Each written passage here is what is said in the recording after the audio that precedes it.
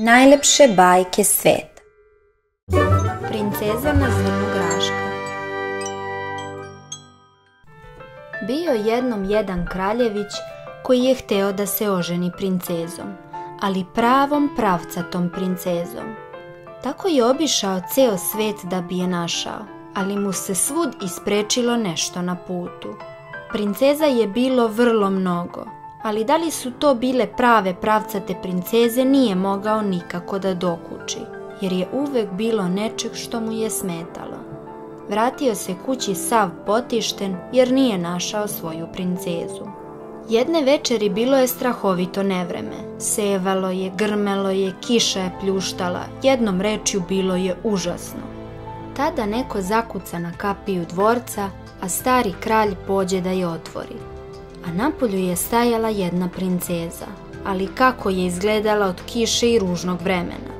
Voda joj je curila sa kose i odela i slivala se u vrhove cipela. A ona je tvrdila da je prava pravcata princeza. To ćemo već doznati, pomisli kraljica, ali ne reče ništa, već ode u spavaću sobu, ukloni svu posteljinu i stavi zrno graška na dno postelje.